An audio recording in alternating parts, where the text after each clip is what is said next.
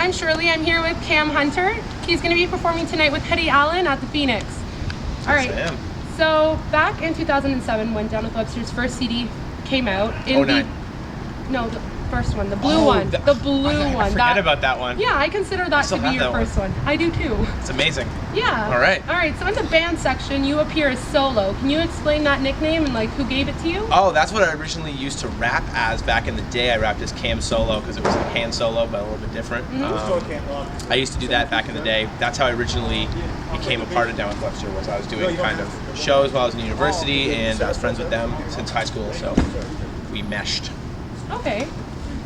So you recently released your first solo EP, Just Me. Yep. So how was the recording process different than recording a Down With Webster album? Like, did having less opinions on each song or like on the albums make it harder or easier for you? Way easier. It's just like I could do whatever I wanted. There was no pressure, especially like a thing like that's a mixtape. There's no pressure to sell it. There's no pressure for anything. So it's like I can do whatever the hell I want, and I don't have to worry about like, is this going to get on the radio? Are people going to like this? It's like just completely just for me. Okay, so you've released a lot of songs that haven't made it onto the EP or like mixtapes. How did you decide which songs made it and which ones didn't? I didn't at all. I just literally was like, I'm going to put this one up this week, I think. And next week, again, it was no pressure. It was complete just fun. It was me doing whatever I wanted to. And I'm at the point where I've sort of put out, I think like 9 or 10 of them. And I think at this point what I'm going to try and do is once the next Down With Webster album is done, which should be in the new year, early in the new year, is go to work on an actual like album that I put out and is like on iTunes and is proper. Yeah. Well, that's exciting. Yeah. How did you decide which song ideas or beats you contributed to Down With Webster or kept for yourself and for your own projects? Usually I could tell, like I usually did a lot of the harder stuff and I kept for myself that wasn't like, Down With Webster is definitely a pop thing, and we have a certain fan base and we're on the radio and we're on Much Music, and I wanted to do stuff that wouldn't necessarily ever see the light of day if it wasn't coming on a mixtape. Like it would just be songs that we would shove into the computer and no one would ever hear. So I think a lot of the stuff that would never make it on a Down With Webster album that I do, I put on that. Okay. So do you think it's harder for you to create a fan base that's just yours because you're in such a big band like Down With Webster? I don't know. I really think that the music speaks for itself. It depends. It's a thing where like if I'm confident in the music, I think it's definitely possible. It's just the music has to not suck. Yeah. That's the main thing.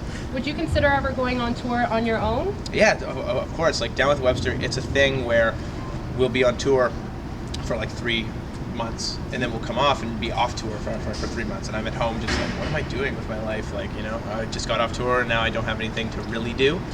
So it would be really cool if I could get it to a point where it was like I get off tour at Down With Webster, I go on tour on my own, then I'm back and I go on tour at Down With Webster, and I'm always sort of busy and doing stuff. So your live performance tonight is going to be a bit different than you're usually accustomed to because all eyes are going to be be on you. Are you a little bit nervous or scared for tonight? Or I think I am a bit nervous, just mostly because I've never done these songs live, and I've never and anytime you've never done anything, there's obviously that first worry of like, is this going to go right? What's going to happen? I have no idea.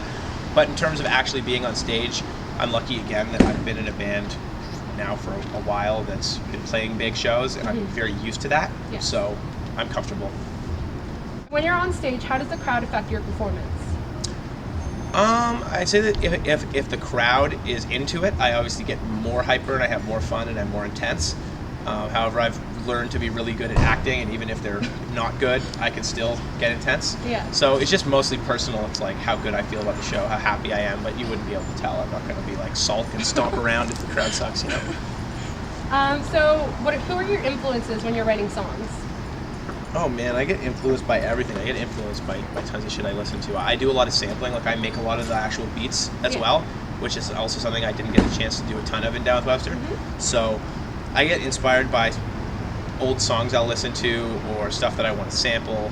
It's usually beats with me first. I'll get inspired by music that I make. Like I'll make a beat and I'll be like, that's awesome, I need to do stuff over that. That's kind of usually how it happens.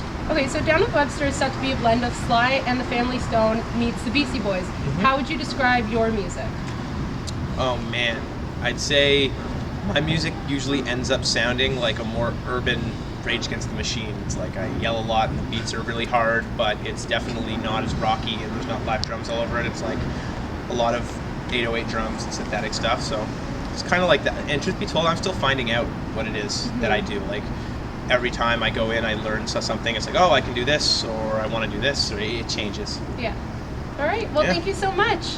No problem. Thank you. Thank you. Thank you. That's it. Bye.